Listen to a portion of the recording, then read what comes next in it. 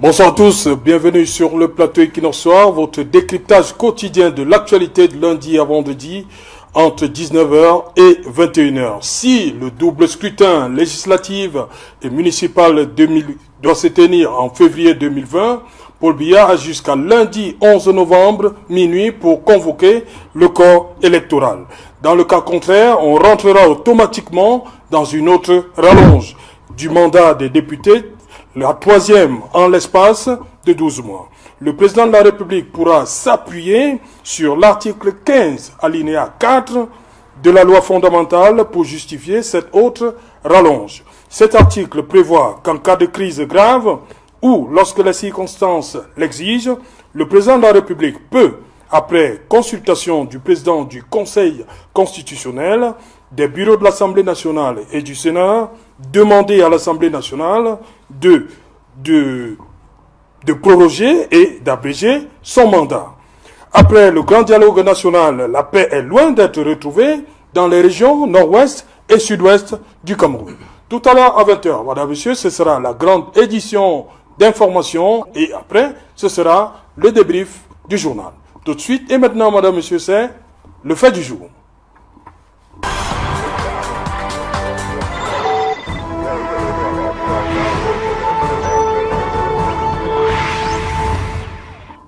Législative et municipale vers une autre prorogation. Pour en parler, je suis en plateau ce soir avec trois invités, mais je vais commencer par celle qui, on va dire, a passé 48 jours à la prison de Kondengui, prison centrale de Yaoundé-Kondengui. Elle n'a que 26 ans, elle a été interpellée le 1er juin de l'an de grâce 2019. Elle est entrée à la prison centrale de Kondengui le 4 juin et elle en est sortie le 18 juin 2019 à 2h du matin. Flore Boussi, bonsoir. Bonsoir, c'est Jalin. Bienvenue sur le plateau. Merci. Vous faites votre rentrée, c'est ça? Oui, oui, ma rentrée. Sur le plateau d'Equinox Soir. Tout à fait, tout à fait. Comment vous vous sentez? Vous savez, c'est comme une rentrée scolaire. Quand vous avez passé 3 mois de vacances à la maison à tourner en rond, à ne rien faire, et quand vous retournez, le premier jour, il y a d'abord le stress, il y a l'anxiété, vous ne savez pas à quoi vous attendre. Mais sinon, je me sens bien. Vous sentez bien? Très bien. Et l'épisode de la prison centrale de Kondengui? Vous savez, c'est une fierté pour moi. C'est une fierté. Vous avez d'avoir appris été des enfermé pour mes opinions politiques que je revendique et que j'assume. Donc, je ne vois pas, c'est pas un épisode chaotique ou bien obscur pour moi. C'est vrai, à l'intérieur de la prison, c'était, comment dirais-je, c'était loin du quotidien que j'ai l'habitude d'avoir dehors. À l'intérieur, c'était des menaces, c'était... Menaces de la part de qui? Tout le monde, des prisonniers, de l'administration pénitentiaire. En fait, les militants du MRC étaient un peu comme, comment dirais-je, des personnes à éliminer de la surface de la terre. À 26 ans, vous n'étiez pas la plus jeune des prisonnières. Non, du tout. Et j'en profite pour rendre un hommage à Rafiatou, la plus jeune prisonnière politique du monde, qui a été enfermée. Comment ça?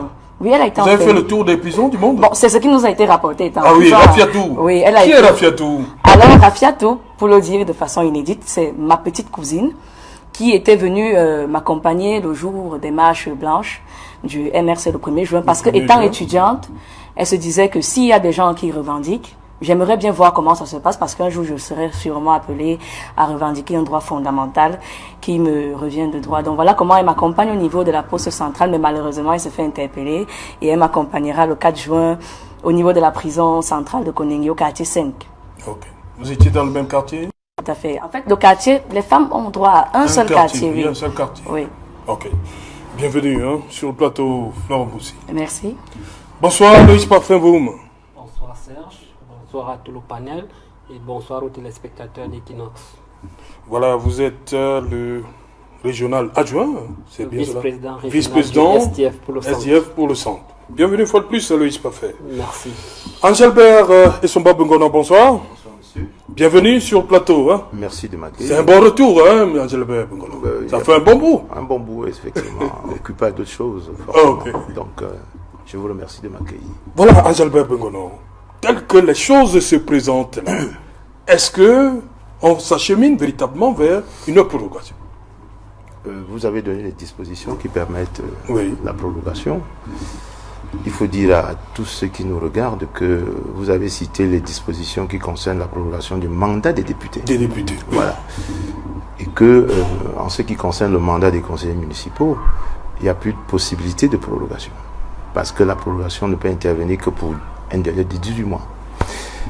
Donc, si on part sur cette base, sauf à changer en tout temps la loi, il faudra bien savoir dans quelle direction nous allons. Et pour ne pas compliquer la situation, un parti qui est dans la position du RDPC apprête ses militants, ses membres, ses sympathisants pour qu'ils soient prêts à tout moment à aller exercer leurs droits de citoyens pour choisir les députés et les conseillers municipaux. Je dis cela parce que, évidemment, certains avancent des conditions qui ont été prises en compte par la Constitution. Et je peux dire que de ce point de vue, seul le président de la République peut demander cette prorogation après consultation des bureaux du Sénat et de l'Assemblée nationale. Donc, comme je ne suis pas président de la République, moi, je suis un militant du parti et je me prépare à aller aux élections. Maintenant, si le président de la République exerce sa prérogative constitutionnelle, nous allons continuer l'animation du parti sans difficulté. Ok.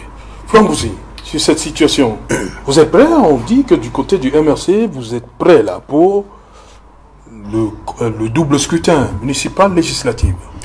Bon, Serge, alors d'entrée de jeu, je tiens d'abord à rappeler que si on va vers une nouvelle prorogation, elle ne sera pas la première. Parce qu'il faudrait déjà rappeler qu'on a déjà en février 2018, le mandat des conseillers municipaux a été prorogé, de même que le 15 juillet 2019, et le mandat des députés a été prorogé le 19 juillet 2019. Alors, moi, je suis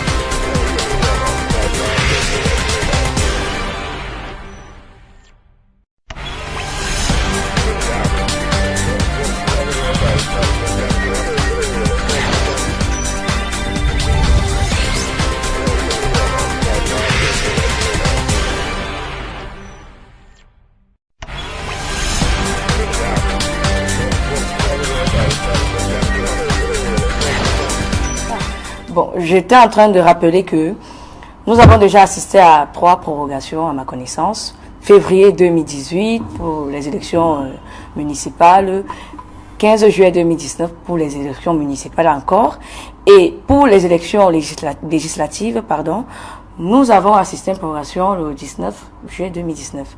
Alors moi, je suis un peu gênée parce que j'ai l'impression que ces prorogations justifient le fait que le gouvernement est illégitime et en incapacité de résoudre les problèmes fondamentaux des Camerounais et du Cameroun. Parce qu'on ne saurait repousser tout le temps une échéance électorale qui devrait pourtant se tenir de cela 1 an. Donc, je me dis, on peut leur accorder le bénéfice du doute. On espère seulement que ça sera la dernière prorogation. Et cette prorogation, à mon avis, elle est indispensable parce que on ne saurait organiser des élections avec tout ce qui se passe au Cameroun actuellement. Parce que nous, au MRC, nous allons participer aux élections, mais nous avons identifié 2 problèmes majeurs au moins qui doivent être résolus avant la tenue d'une quelconque élection. Il y a, premièrement, la crise anglophone et deuxièmement, la réforme du système électoral. Parlant de la crise anglophone, on a des populations qui vivent en brousse et qui manifestement ne vont pas participer au processus électoral. Et ça, c'est un déni de la démocratie. Parce que ces populations ont le droit de voter. Mais comment ces populations vont voter leurs représentants locaux alors qu'elles n'ont même pas accès à des premiers soins? Et comment ces représentants locaux vont émerger si eux-mêmes sont dans cette brousse? On a des populations qui sont déplacées au Nigeria, dans les villes voisines et qui vivent dans la brousse. Et on nous parle d'une élection. Ça n'a pas de sens, c'est un déni de démocratie. Et deuxièmement, on a également, et le problème qui va se poser, ensuite, ça sera la légitimité de ces élus. Parce que comment vont-ils faire pour résoudre les problèmes de ces populations? Qui comment dirais-je? Ils vont diriger, ils vont travailler pour qui, en fait? Donc, il y a la légitimité de ces élus, il y a les populations qui vivent en brousse, il ne peut pas avoir élection. Et en dehors de tout ça, le MRC propose que, avant toute élection, nous pensons qu'il faut la tenue d'un dialogue et non une mascarade. Je parle d'un dialogue. Même si ce dialogue ne rassemble pas... Un autre dialogue? Un vrai dialogue, autant pour moi, parce que je ne considère pas ce qui s'est passé comme un dialogue. Un dialogue qui... Pourquoi? Parce que le MRC... Non, nous avons émis des réserves par rapport à ce dialogue. On ne peut pas aller à un dialogue alors que les leaders anglophones se croupissent encore en prison. Et on ne peut pas aller à un dialogue où on nous dit, d'entrée de jeu, on ne parlera pas de tel sujet, on ne parlera pas de tel autre sujet. Ça n'a pas de sens. Au MRC, nous pensons qu'il faudrait refaire ce dialogue. Et un vrai dialogue cette fois-ci. Mettre à la table du dialogue les leaders anglophones, mettre à la table du dialogue la question de la forme de l'État, parce que si nous allions à l'élection de proximité, sans débattre de cette forme, et que plus tard la crise anglophone s'enlise, et on remet cette question sur la table, alors on aura à dépenser de l'énergie, du temps pour rien. Alors il faudrait faire un vrai dialogue, inviter les leaders anglophones, même si tous les Camerounais ne peuvent pas participer à ce dialogue, au moins est-ce que l'État, les leaders anglophones et un médiateur, soit national ou international, y participent. Et après cela, je pense que pour cette prorogation également doit... Mais vous dites qu'il faut que ce soit la dernière, si jamais. Oui, si jamais elle intervient, elle doit être la dernière. Si les conditions que vous posez là ne sont pas... Alors on assistera à une autre mascarade électorale, comme ce qu'on a vécu le 7 octobre 2018. Mais vous dites que vous êtes partant pour ces élections. Nous sommes partants et voilà nos conditions. Oui. Et nous aimerions également qu'il y ait une réforme du système électoral. Le code électoral et tout ce qui va avec. Angelbert Tsomba Bengonon, l'opposition sur le plateau. Oui, voilà, justement. Aloïs Parfumboum, vous insistez sur le règlement de la crise anglophone, avant toute chose. Non, écoutez, nous n'insistons pas uniquement sur le règlement de la crise anglophone. Mais en termes de priorité. En termes de priorité. Nous insistons sur l'assainissement de l'environnement politique. Et c'est pour cela que nous invitons les uns et les autres à être plus précis. Et d'ailleurs, contrairement à ce qu'a dit ma voisine de gauche, c'est plutôt 4 reports en termes de 2 reports pour les municipales et 2 reports pour les législatives. Et nous le disons pourquoi? Parce que nous estimons que l'environnement actuel n'est pas propice. L'environnement actuel. Et on a cité la crise anglophone, la crise dans les zones du nord-ouest et du sud-ouest.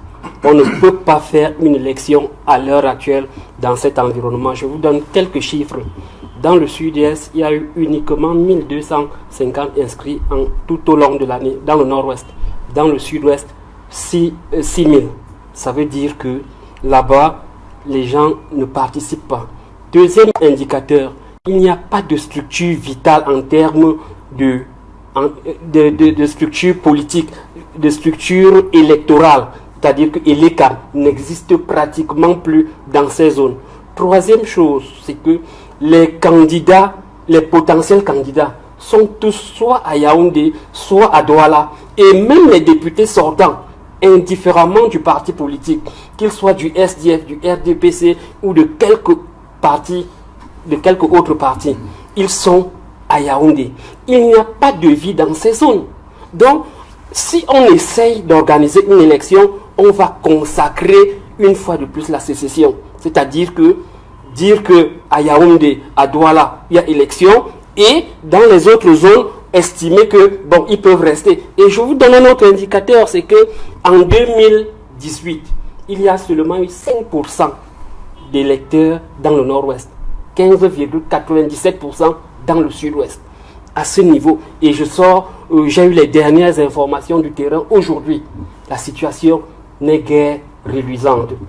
On a reporté les élections en 2018 en disant, et ça c'était le prétexte du pouvoir, qu'on reporte les élections parce qu'on a peur d'un chevauchement de date. Ça c'était la première raison, une raison banale. La deuxième cette année, c'était qu'il faut une concordance entre les municipales et les législatives. Aujourd'hui, nous sommes à 2 jours de la convocation du corps électoral. C'est quasiment impossible. Il y a même des indicateurs dans les partis politiques. Nous, SDF, à ce moment-ci, on aurait déjà organisé les primaires ou les investitures. Même chose pour le RDPC, que je connais étant un parti public, qui très souvent, lorsqu'il y a ce genre de mouvement, 2 mois avant, il y a une circulaire qui explique les méthodes des investitures ou des primaires. C'est valable pour l'UPC, l'UNDP et toutes les autres formations politiques. Ce serait vraiment un peu de mystère que de parler d'une élection. Et nous, sur la base donc des résolutions du NEC, nous avons dit qu'il n'y aura pas élection. Nous ne l'avons pas dit aujourd'hui. Nous l'avons dit en mars 2019. Et je crois, nous avons une réunion du NEC demain. Je crois que nous allons confirmer cette position. Certains ont pris cela comme une faiblesse, mais on ne va pas aller sur le sang des Camerounais pour dire qu'on va aux élections. Parce que l'élection, c'est quelque chose de plus sérieux que ce qu'on veut faire aujourd'hui. C'est-à-dire qu'il faut un environnement. Moi, j'ai pris position parce que je devais être candidat à Yaoundé 4 et éventuellement dans le Fondi. J'ai pris position pour dire, je jette l'éponge. Je jette l'éponge pour cette candidature par rapport à l'environnement. Je ne reviendrai que lorsque je sentirai que les Camerounais sont debout. Lorsque je sentirai un autre facteur, c'est qu'il y a eu un dialogue. On ne peut pas passer par perte et profit cette affaire de dialogue. On s'est réunis, il y a eu des résolutions. On ne peut pas aller aux élections municipales et législatives sans qu'on ait jeté un regard consistant sur ce dialogue avec des réformes nécessaires. Okay. Donc, je suis sûr que quelque chose va être fait. Ce n'est même plus, une affaire d'hypothèse. C'est devenu un devoir. Il faut que ça bouge. Et pour cela, j'invite les partis politiques à prendre clairement position, à ne pas dire oui, on va aller si c'est comme ça, mais on ne peut pas. En fait, rentrons. Vous vous adressez au MRC, c'est ça? Je ne sais pas. Je m'adresse à tous ceux. Même dans le SDF, il y a quelques personnes qui, je comprends, qui veulent prendre des postes, qui disent c'est notre tour. C'est notre tour. Ça, c'est valable pour les partis politiques. Certains partis politiques, c'est aussi valable à l'intérieur. Mais chacun devra suivre le bon sens. Ok. Angelbert et Somba Bungono, sincèrement, lorsque vous écoutez et Flamboussi et Aloïs Parfum-Vom, ils parlent des conditions qui ne sont pas réunies, surtout la crise. Il y a ce terme-là qui revient. La crise dans le nord-ouest et le sud-ouest, et aussi revoir le système électoral. Vous pensez qu'on peut y aller? Je vous le dis très clairement. Chacun fait ses observations en disant les conditions dans lesquelles il va participer à une élection, libre à eux. Le MRC a posé des conditions de la bouche de madame. Le SDF pose aussi des conditions. Je considère que ce sont des conditions politiques. Mais je les renvoie à l'article 3 de la Constitution qui est clair. Les partis politiques concourent à l'expression du suffrage. Ça veut dire que c'est une obligation légale, constitutionnelle pour un parti politique de participer aux élections. Je devrais même dire qu'au Cameroun, au vu du nombre de partis, si tout le monde respectait cette obligation, on aurait un environnement politique extrêmement dynamique. Il est même temps qu'on mette une autre condition. Si, au terme d'un certain temps, un parti politique n'obéit pas à cette obligation constitutionnelle, on devrait le dissoudre. Ce n'est pas ça l'objet du débat. Je reviens à... Il faut bien que ceux qui nous regardent comprennent. Oui. Il y a deux élections qui ont été couplées en 2013. Une élection municipale et une élection législative. Elles n'ont pas le même régime. Pour le mandat des conseillers municipaux, c'est un décret du président de la République qui fixe la prorogation à 18 mois. Si on s'en tient à ce que dit la loi, aujourd'hui, si vous comptez bien, vous apercevrez que la seule prorogation possible est de 165 jours. Donc, nous sommes toujours dans les encablures de février, mars, avril. Ça, c'est le premier point. Le deuxième point, c'est l'article 15 que vous avez rappelé tout à l'heure, qui, lui, ne limite pas la prorogation du mandat des députés. Donc, dit qu'on a prorogé 3 fois ou 4 fois. Le président peut encore proroger autant de fois que cela est nécessaire s'il estime que les conditions de l'article 15, alinéa 4, que vous avez cité, sont remplies. Pour les conseillers municipaux, il faut bien que ceux qui nous regardent comprennent. L'article 52, alinéa 1 de la loi de 2004, 018, fixant les conditions applicables aux communes, dit ceci. Le président de la République peut prendre un décret qui dissout le conseil municipal pour diverses raisons. Ça veut dire que s'il faut proroger l'élection municipale, il faut d'abord dissoudre les conseils municipaux. Je ne sais pas si on se comprend. À ce moment-là, il faudrait donc dissoudre les conseils municipaux de quelle région? Nord-ouest et sud-ouest, extrême nord également, ou à l'est. Quelle région pourrait entrer dans cette catégorie? Parce que l'élection municipale est une élection d'extrême proximité.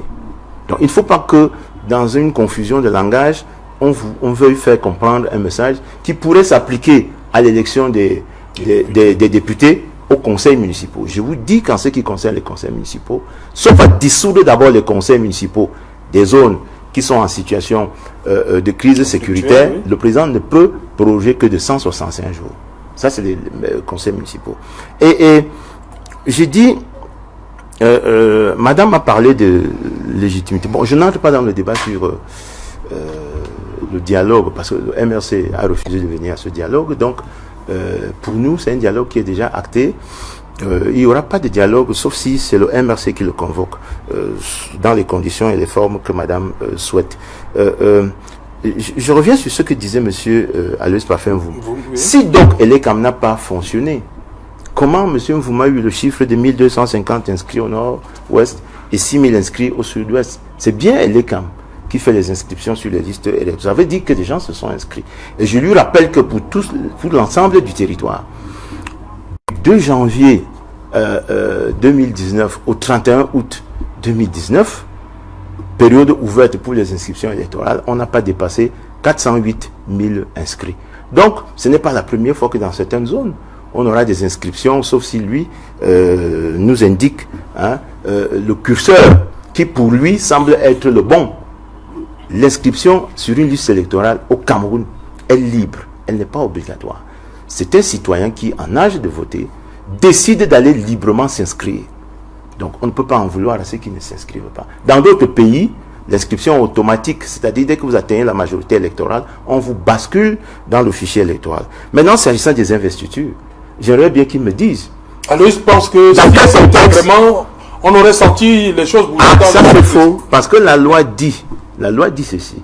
Dès convocation du corps électoral, les partis politiques et les candidats ont 15 jours pour se déclarer. C'est ça la loi. Vous ne pouvez pas désigner des candidats avant même que le corps électoral soit convoqué. Donc c'est complètement faux, sauf si le SDF a d'autres pratiques. On a vu généralement les partis politiques s'agiter et monter en puissance dès la convocation du corps électoral. Et 15 jours, c'est largement suffisant puisque tous les partis intéressés aux élections au Cameroun ont toujours investi leurs candidats après la convocation du corps électoral parce qu'on connaît déjà la date et normalement le jour de l'élection. Ça veut dire quoi? Ça veut dire qu'aujourd'hui, aucun parti politique sérieux ne peut s'engager dans des investitures. J'ai entendu quelqu'un lancer une offre publique d'achat des sièges de conseillers municipaux et autres. Vous avez bien vu l'écartèlement dans lequel se trouve Madame Boussi qui nous dit que le MRC sera prêt à y aller si on remplit les deux conditions. Mais Madame, ça ne se décide pas. C'est pas ce que j'ai dit. Ça ne se décide pas au MRC. C'est pas ce que j'ai dit. Laissez-moi finir. Je vous ai écouté doctement. Laissez-moi écouter. Ok, je me suis trompé sur ce que vous avez dit, mais j'observe que vous avez dit nous y allons si deux conditions sont remplies. Elles ne seront jamais remplies. Parce jamais. Elles ne sont pas conformes. C'est la loi qui définit les conditions des élections, aussi bien des députés que des conseillers municipaux. Ce sont des conditions politiques. C'est comme ça que j'appelle ça. Ça veut dire que ça peut passer, ça peut aussi ne pas passer. C'est pour ça que j'ai dit que dans l'état actuel des choses, je n'ai pas l'impression que ces conditions puissent passer. Et je conclue en disant que, en ce qui nous concerne, les choses sont extrêmement claires pour que ceux qui nous regardent comprennent très bien. Le mandat des députés peut être prorogé autant de fois que cela est nécessaire. En revanche, le mandat des conseillers municipaux, pour qu'il soit à nouveau prorogé, il faudra deux conditions. La première, c'est qu'on applique effectivement la prorogation sur les 165 jours, mais aussi, si on prend en compte la situation de certaines régions, notamment le nord-ouest et le sud-ouest, il faudra donc dissoudre les conseils municipaux dans ces régions-là pour qu'on puisse avoir une possibilité de ne pas y aller. Et je conclue en disant que l'article 15, toujours lui que vous avez cité tout à l'heure, en son alinéa 3 est clair. Un député représente l'ensemble de la nation. Tout mandat impératif est nul. Voilà. Ça veut dire quoi? Ça veut dire que vous soyez élu dans l'extrême nord, dans le sud, dans l'est ou au nord, ou dans la Damawa, vous représentez d'abord l'ensemble de la nation camerounaise, y compris les populations qui sont dans les zones qui sont dans les crises sécuritaires Qu'est-ce que ça veut dire? Ça veut dire que s'il y a une élection législative, aucune région ne se sentira lésée puisque le député a le mandat de représenter la nation. Je vous vois sourire, hein? Plombe aussi d'abord. Bon, écoutez, je suis assez surprise que pour justifier l'injustifiable, M. Bengono évoque la loi. Là, c'est incroyable parce que ça, c'est la demi-mesure. On évoque la loi quand ça nous arrange et quand ça nous arrange pas, on évoque la loi. C'est bien de parler de la Constitution parce que je veux vous rappeler que le préambule de la Constitution autorise les marches pacifiques que votre parti empêche au MRC d'exercer. Donc, quand vous évoquez la loi, je suis contente parce que enfin, vous savez que la loi a un poids. Alors, respectez cette loi et laissez le président élu, Maurice Kamto, tenir ses meetings comme il se doit. Bon, pour revenir à la question des élections. Moi, je sais pas, peut-être on s'est pas bien compris sur ce plateau. J'ai dit, le MRC ira aux élections, mais nous avons deux problèmes majeurs au moins. Ça veut dire déjà que ce ne sont pas les seuls problèmes que nous avons relevés, mais ce sont des problèmes importants. Et nous aimerions que ces problèmes soient résolus avant les échéances. Parce qu'on parle quand même des élections de proximité. Et c'est très important. On ne peut pas négliger la crise anglophone. On ne peut pas négliger le changement du système électoral. Parce que quand on dit dans le code électoral, par exemple, que seuls les PV de l'ECAM font foi, c'est pas normal. Parce que ça veut dire que l'ensemble des représentants envoyés par les partis d'opposition n'ont aucune valeur. Ça veut dire que tout ce qu'ils font là, tous les PV qu'ils vont ramener dans leur QG ne serviront à rien. Donc ça, c'est déjà un gros problème. Et également, le MRC pense que les représentants dans les bureaux de vote doivent bénéficier d'une protection légale. Parce que nous avons vécu en octobre 2018, nos représentants se faisaient sortir des bureaux de vote, se faisaient tabasser, ce qui n'est pas normal. Il faudrait qu'il y ait un encadrement législatif par rapport à leur statut et autres. Alors pourquoi vous dites qu'il faut revoir l'ensemble du système électoral? Il faut revoir l'ensemble du système électoral et le Conseil constitutionnel qui a des membres nommés qui sont même des militants du MRC, ce qui n'est pas normal. Est-ce que vous pensez que franchement, le parti au pouvoir peut accéder à cette demande? Mais écoutez, Serge, il ne s'agit pas de ce que le RDPC veut, mais il s'agit de ce que le peuple désire. Et il s'agit de ce qui est bon pour la bonne conduite de ces élections. Je suis désolé pour eux. C'est pas le Cameroun ne se gouverne pas selon leur bon vouloir et selon leurs humeurs. Il va falloir qu'ils fassent ainsi, parce que si cette crise n'est pas résolue, on ira avec... Oui, il a parlé tout à l'heure que le député n'est pas le député d'une région, qui voulait dire que on peut prendre un député n'importe où, on dit c'est le député du Nord-Ouest par exemple. Moi c'est comme ça que j'ai compris. Donc, et c'est pas normal. C'est pas normal. Ça je vous le dis. Il ne faudrait pas qu'on joue avec les sentiments et les vies des gens. Parce qu'il y a quand même des populations qui meurent tous les jours. Je ne parle pas seulement des populations, même du côté de l'armée. Il y a des tueries des deux côtés. On ne peut pas, l'élection n'est pas ce qu'il y a de plus important pour le moment. Peut-être c'est pour sauvegarder des intérêts égoïstes, je comprendrais. Mais pour le moment, ce qui est urgent, c'est la résolution de cette crise, parce qu'on perd des compatriotes. Donc, c'est mon avis.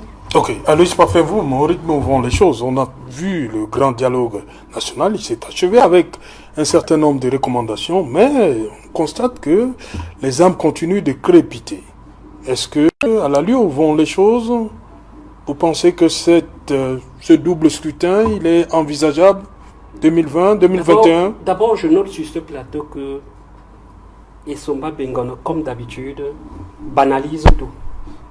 Et il dit que les 35 députés du Nord-Ouest et du Sud-Ouest, on peut ne pas les avoir. 35 députés, 20 dans le Nord-Ouest, 15 dans le Sud-Ouest, on peut ne pas les avoir. On peut faire une élection générale, laisser le Nord-Ouest et le Sud-Ouest, et puis, comme le député représente la nation, ceux du Nord-Ouest ou du Sud peuvent représenter ceux du Nozo. On le suit en direct. Et vous comprenez dans quel esprit est le RDPC. Toujours une tentative de passage en force. Or, ce n'est pas possible. On est allé, et le SDF est allé, avec toute la bonne foi, au dialogue. Nous avons participé. Nous nous sommes même vus intrigués par certains. Nous avons donné du nôtre pour qu'il y ait la paix. Mais jusqu'aujourd'hui, le dialogue est dans les tiroirs. Nous n'avons pas honte d'avoir pris part à ce dialogue. Nous assumons d'ailleurs cela. Mais en retour, il faudrait que les Camerounais comprennent que le SDF a tout fait pour que la paix revienne dans ce pays. Et que c'était un préalable pour la tenue des élections législatives et municipales. Et au-delà de cet aspect, il y a la situation du code électoral. Les partis politiques demandent depuis des années que le code électoral soit revu. M. Bengono et le RDPC s'amusent, nous disent que non, ce n'est pas légal, c'est pas ceci, c'est pas cela, on doit aller aux élections. Nous leur avons dit que l'élection n'est pas possible. Et nous l'avons dit en juin, ils ont suivi, nous le disons aujourd'hui, nous le dirons demain. Parce que justement, et vous faites bien de parler de la situation du Nord-Ouest et du Sud-Ouest. Je vous ai dit que si M. Biya convoque le corps électoral, le président Biya convoque le corps électoral lundi, il a dit ok, la sécession est ouverte. C'est clair. Il lui a dit, il aura signifié à tous les Camerounais. Parce que justement, dans le Nord-Ouest et le Sud-Ouest, c'est invivable. C'est invivable. J'y étais il y a quelque temps. Je vous assure que les bandes armées contrôlent beaucoup de territoires, de nombreux territoires dans cette zone. Et tout le monde le sait. Et on ne peut pas organiser. En 2018, ils ont essayé avec le Sénat, avec les élections sénatoriales. On a dû déporter les conseillers municipaux d'une région à une autre. Maintenant, comment est-ce qu'on va constituer une liste de 31 ou bien de 61 députés, conseillers municipaux dans un arrondissement, là où le sous-préfet n'existe pas, le sous-préfet n'est pas. Ce d'autant plus, on vous a dit que 20 sous-préfets ont refusé de prendre service dans ces zones.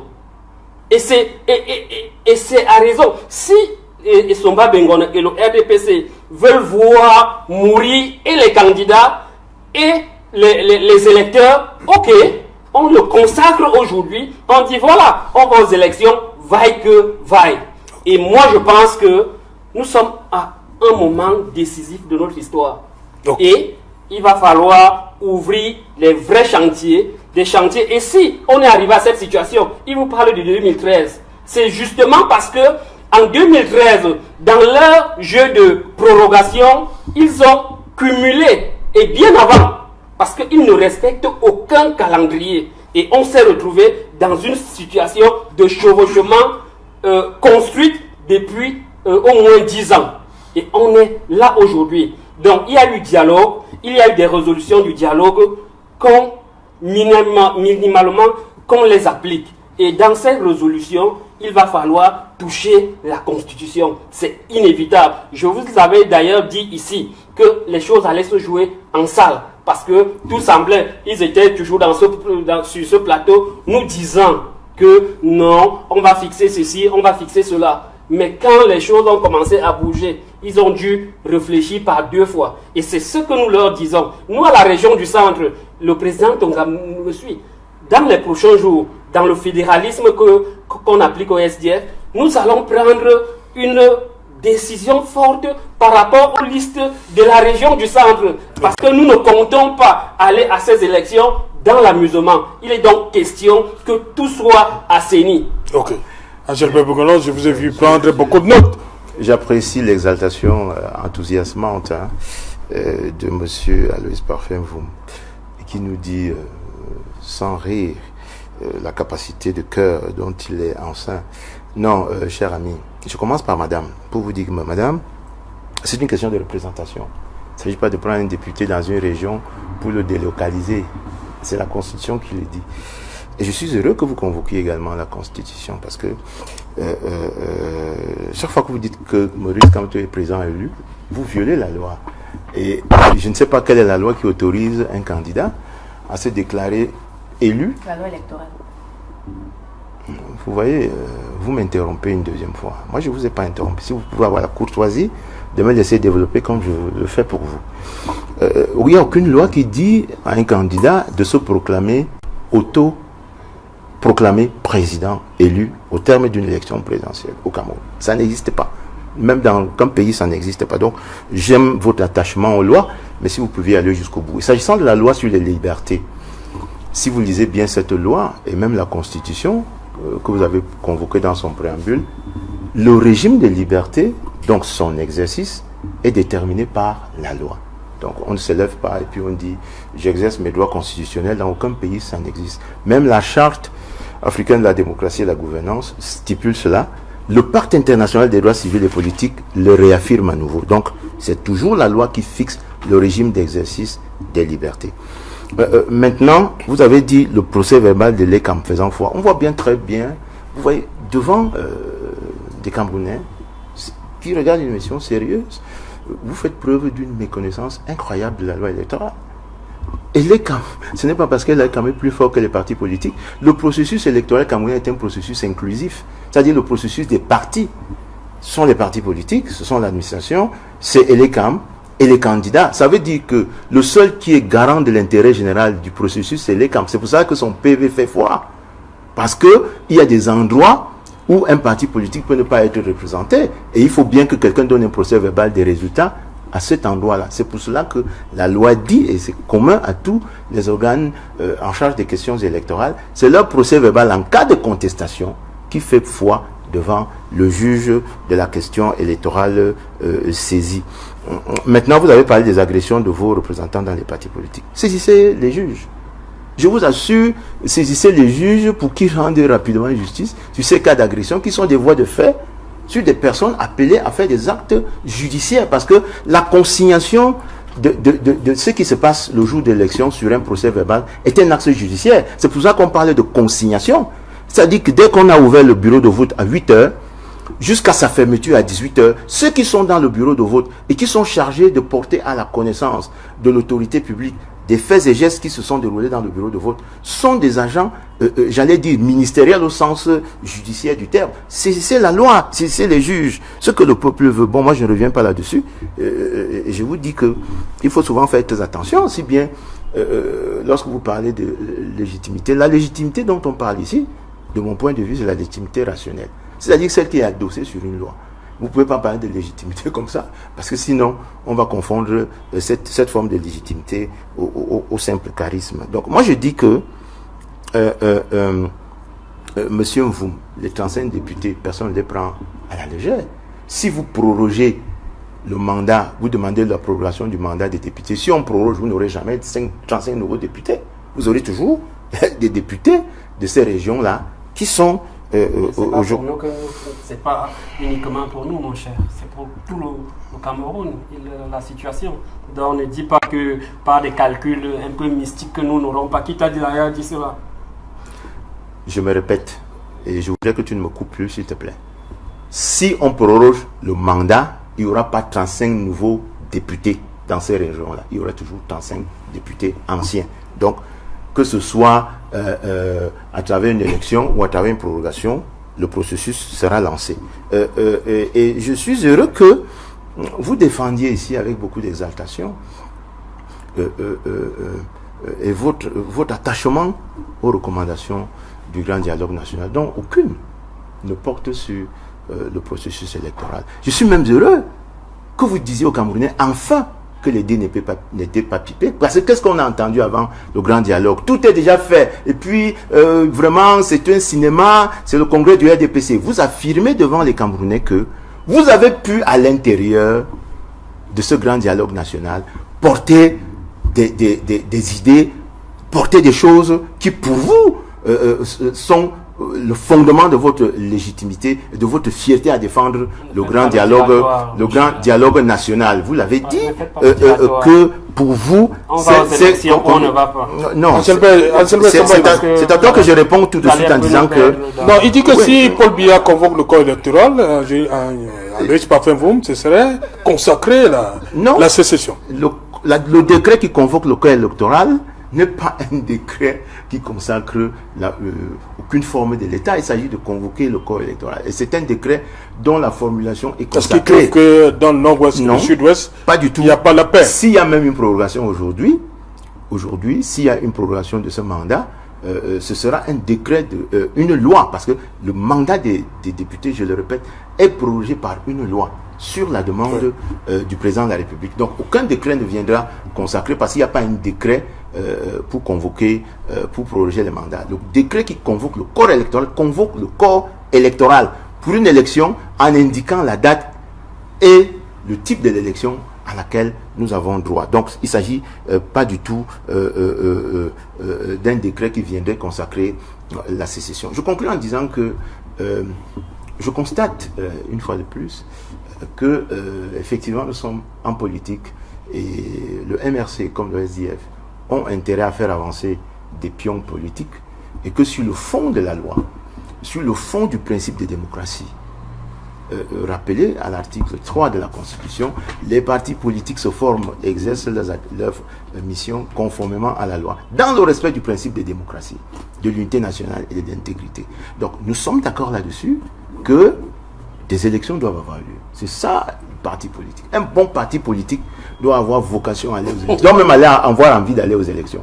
Maintenant, des circonstances, Dieu merci, qui ont été également prévues par le législateur et le constitutionnaliste camerounais, peuvent faire en sorte que ce moment-là soit différé. À ce moment-là, un bon parti politique va vers le peuple et vers ses militants et vers le corps électoral en leur disant les conditions ne permettent pas un exercice sain de votre droit de vote, parce que c'est un droit sacré, c'est un droit pour lequel beaucoup de gens sont morts et c'est un droit que nous devons respecter. Si vous avez le droit de pouvoir aller voter, faites-le, et en attendant que les élections soient convoquées ou que les mandats soient prorogés, allez retirer votre carte électorale, assurez-vous que vous êtes inscrit quelque part. Si vous êtes déplacé, assurez-vous que Elekam a pris sur lui, sur votre demande, de transférer votre inscription dans votre nouvelle localité d'habitation, parce que vous ne pourriez pas là-bas être éligible, parce qu'il y a une condition de résidence,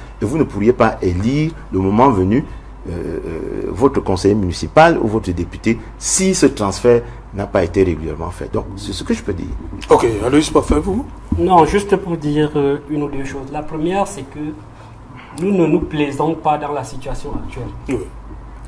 Nous sommes d'ailleurs heureux et fiers lorsque nous allons aux élections. Mais seulement, nous n'irons pas aux élections pour les élections. Je constate que M. Bengono nous donne les cours de démocratie, il nous donne les cours de la qualité d'un bon parti politique, mais il ne tient pas en compte ce qu'ils nous ont fait subir. C'est-à-dire la situation de prorogation. C'est le RDPC. Ce n'est que lui qui est responsable parce qu'il ne prévoit rien. Et aujourd'hui, nous, au SDF, nous avons été clairs. L'environnement sociopolitique, et je vous le dis que cette position sera certainement réitérée demain à l'occasion du NEC. Pourquoi? Parce que Estomba Bengono, allez à l'hôtel des députés. Tous vos députés sont à l'hôtel des députés du nord-ouest et du sud-ouest. Qu'est-ce qu'ils font là-bas? Qu'est-ce qu'ils font là-bas? Et vous leur demandez, donc ils seront candidats en étant à l'hôtel des députés? Voilà la situation. Ça, c'est la vérité. Tous les conseillers municipaux sont à Yaoundé ou à Douala. Tous les candidats sont à Yaoundé ou à Douala. Donc, Estomba Bengono nous dit, ok, on va aux élections et on va le faire. On va faire les dossiers étant à Yaoundé pour être député dans le nord-ouest et le sud-ouest. Okay. Je dis, c'est impossible. Il faut ouvrir le chantier de la transition politique dans ce pays. Voilà, Flore, rapidement, on va aller pour le journal. Je vais juste dire un truc rapide à M. Bengono. C'est bien qu'il évoque le principe de démocratie. Et j'en profite pour lui demander de respecter également ce principe de démocratie à son parti. Parce que demain, le président élu Maurice Kamto va tenir son meeting. Et on espère que la démocratie sera respectée. Ok. Alors, madame, monsieur, fin de cette première partie Equinox Soir. On se retrouve après le journal de 20h pour Equinox Soir, deuxième partie, le temps du débrief, toujours en compagnie de nos trois invités. Tout de suite, madame, monsieur, la pause journal. Nous avons compris cette année chez MTN.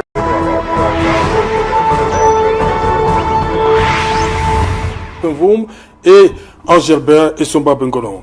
Angelbert Estomba Bengono, il y a cette décision qui vient de tomber, le MRC qui annule son meeting qui était prévu demain, samedi 9 novembre, au stade de Petit Terrain à Bonamoussadi, après l'interdiction faite par le sous-préfet de Douala 5e, après le tribunal de grande instance du Vouri, le MRC lui-même décide d'annuler. Comment vous interprétez cette sortie du MRC? Il n'est jamais tard pour devenir sage en réalité. Donc, on constate que le MRC désormais s'oblige à respecter aussi bien les lois que les décisions de justice. C'est une bonne chose parce que on avait constaté effectivement que dans la mise en œuvre de cette loi de 90, les partis politiques n'avaient pas l'habitude d'aller jusqu'au bout. Malgré... Vous voulez dire saisir les tribunaux? Bien sûr. En cas d'interdiction. C'est l'affaire. Voilà. Et c'est une très bonne attitude parce que elle montre que nous sommes effectivement dans un état de droit en construction et les décisions de justice participent de la structuration de l'état de droit. Maintenant, il faut il serait souhaitable effectivement que les autorités administratives et les partis politiques, n'est-ce pas, se rapprochent pour construire des convergences dans le but de mieux exalter les vertus de cette loi qui, je le rappelle, s'est située elle-même au niveau de la Constitution, qui consacre les libertés et qui fixe l'obligation à la loi de déterminer le régime d'exercice de ces libertés. Donc, les partis politiques gagneraient donc, et les autorités administratives également, à se mettre ensemble. Moi, j'ai lu la lettre d'interdiction du préfet, oui, elle appelait effectivement à ce rapprochement pour construire une convergence qui permette d'exalter les vertus de cette loi dans un vivre ensemble politique sain et serein pour tout le monde, que ce soit à Yaoundé ou à Douala ou ailleurs. Et il serait bon que, au-delà de la décision de justice, les acteurs politiques, les autorités administratives aillent à cette convergence de regard qui devrait permettre un exercice sain de ces libertés, une fois de plus fondamentales.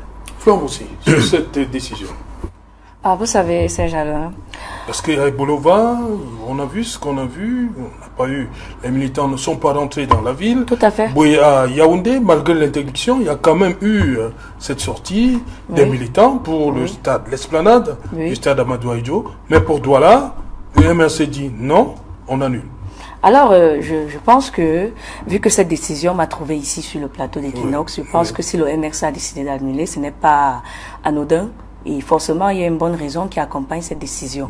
Mais tout ce que je voudrais ajouter, c'est que il est parlé de la prise de sagesse. Je ne coupe pas Plomboussi. Le MRC dit qu'il est ostracisé par le régime, un peu rejeté.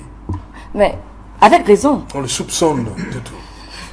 Mais avec raison, parce que comment expliquez-vous le fait que le RDPC tient ses meetings partout, comme il veut, au point de barrer la voie publique? Là, il n'y a pas trouble à l'ordre public. Je vous signale, je ne sais pas, c'était avant-hier. C'était le 6 novembre, oui. Le RDPC a fait toute une fête là au niveau de Tinga. La route était barrée. Et il fallait voir l'embouteillage que ça a créé. Là, on ne parle pas de trouble à l'ordre public. On a l'impression que ce que le RDPC fait, c'est bien. Mais quand le MRC décide de faire juste un meeting, un tout petit meeting, là, on nous parle de sagesse, de principe de démocratie violée. Mais franchement, nous n'allons pas en rester là. Nous allons continuer à nous battre pour que nos libertés fondamentales soient respectées jusqu'au bout. Nous n'allons pas rester là. Nous avons pris acte. Aloïs Morfembo, sur cette décision du MRC, contrairement à ce qu'on a vu le week-end dernier au stade Amadou Ahidjo, comment vous analysez ça? Disons que globalement, c'est dommage. La démocratie prend... Que le MRC est annulé, c'est dommage? Non, les différentes interdictions. Oui. Et d'ailleurs, l'autorité administrative. Il faut dire que c'est pas la première fois que le juge est saisi. Le SDF a saisi le juge plusieurs fois et jamais on ne nous a donné une décision. Donc c'est la première fois que le juge donne une décision de cette nature après un recours d'un parti politique. Bon, je ne sais pas si c'est une évolution, mais ça ne change fondamentalement rien puisque le résultat est celui qui était prévisible. On dit justement, le tribunal de grande instance du Voulou dit que constate la pertinence du risque de trouble à l'ordre public allégué par le sous-préfet de Douala 5e. Ben, c'est trop beau pour être vrai. Disons que et là j'en appelle aux partis politiques qui veulent forcément aller aux élections. Si on ne peut pas vous donner une simple déclaration ne peut pas être reçue par les autorités, je ne sais pas comment est-ce que les uns et les autres pensent qu'ils pourraient aller aux élections dans ces conditions. Et d'ailleurs, on constate que Maurice Kamto, ou bien le MRC aujourd'hui, est obligé de faire des meetings lorsqu'il y a deuil par exemple, ou lorsque, comme on dit au quartier, des anniversaires ou bien des voir bébés. C'est une façon de dire que aujourd'hui, et pas seulement le MRC, même le SDF le week-end passé avait une tournée du régional, par exemple du littoral. Nous étions obligés de ne même pas déclarer la manifestation parce que toutes les manifestations de l'opposition, toutes les manifestations sont systématiquement refusées. Et quelqu'un vous a rappelé ici que celles du RDPC, à contrario, sont systématiquement acceptées. Donc, dans ces conditions, et c'est regrettable, dans ces conditions, les partis politiques ne peuvent pas s'exprimer suffisamment. Donc voilà un autre problème dans ce pays. Le 2 poids, 2 mesures en ce qui concerne le respect ou bien l'épanouissement. Et quelqu'un vous a dit que les partis politiques concourent Et il a bien fait de rappeler les dispositions constitutionnelles. Mais ce qu'il ne nous dit pas, c'est que le droit de manifester est un droit inaliénable. C'est un droit constitutionnel. Et on est obligé de faire des déclarations de manifestation. Malheureusement, dans ces conditions, comment est-ce que les partis politiques peuvent réellement s'épanouir, ceux de l'opposition? Donc, c'est pour vous dire que c'est dans ce contexte que fonctionnent les partis politiques. Demain ou après-demain, les gens vont se gargariser qu'ils ont 80 députés, ils ont 150 députés, en oubliant toutes les entraves reçues lors du parcours des partis politiques. Moi, je suis de l'opposition, je ne peux que regretter cette situation. J'invite donc mes collègues de l'opposition à prendre acte de ce que la situation, non seulement dans le nord-ouest et le sud-ouest et un peu partout, est désastreuse, mais en plus de cela, il y a des entraves des autorités administratives et même politiques. On l'a vu à Saint-Mélima, on l'a vu à Douala, on le voit un peu partout. Comment est-ce qu'un parti politique dit de l'opposition peut s'épanouir dans ces conditions? C'est extrêmement difficile.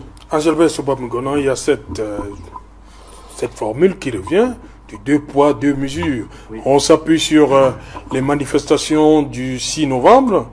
Je ne sais pas si c'était la fête du RDPC ou bien la fête du renouveau. Bon, on a vu le RDPC se déployer, mais quelques jours après, le MRC veut se déployer. Heureusement que vous parlez vous-même du 6 novembre. Voilà. Et que le RDPC ne vient qu'en appui. Donc, ce sont des manifestations qui sont déclarées aux autorités. Et les autorités donnent le récépissé de déclaration et on fait la manifestation. Je vous rappelle également qu'il y a des manifestations qui ont été toujours du RDPC qui ont été interdites, ici même à la Cité Verte.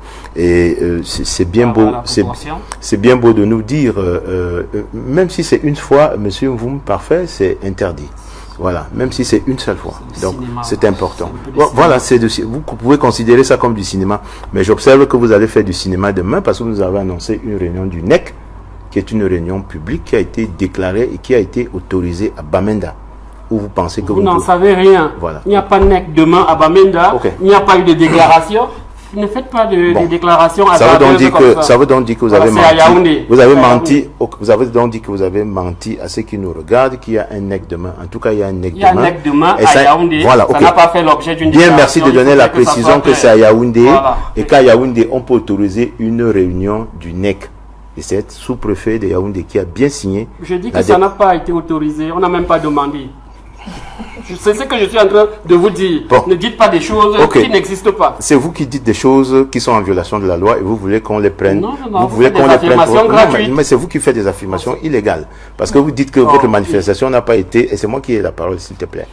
Vous dites que votre manifestation n'a pas été déclarée, mais elle aura bien lieu. Et je crois que ceux qui sont en charge de ces questions en matière de police des réunions prennent date. Donc, j'ai dit, le droit de manifester est effectivement consacré par la Constitution, c'est le préambule. Mais je l'ai rappelé également, nous sommes dans un régime où c'est la loi qui fixe le régime des réunions et des manifestations publiques. Et je vous assure que la loi camerounaise, elle est extrêmement libérale. Maintenant, il faut aller jusqu'au bout de cette loi et voir comment, de fil en aiguille, au fond, les partis politiques et les autorités administratives n'arrivent pas à trouver un modus vivendi convenable pour la bonne application de cette loi. Pourtant, nous pensons que cette loi est bonne. Elle est même très bonne, puisqu'elle fait obligation aux autorités. Mais ce que les partis politiques ne disent pas souvent, c'est que le même jour, le jour où on a voté la loi de 90 sur les manifestations et les réunions publiques, on a également voté une loi sur le maintien de l'ordre. Et celle-là donne effectivement des pouvoirs aux autorités administratives, et ce sont ces pouvoirs que le tribunal de grande instance vient de consacrer en reconnaissant la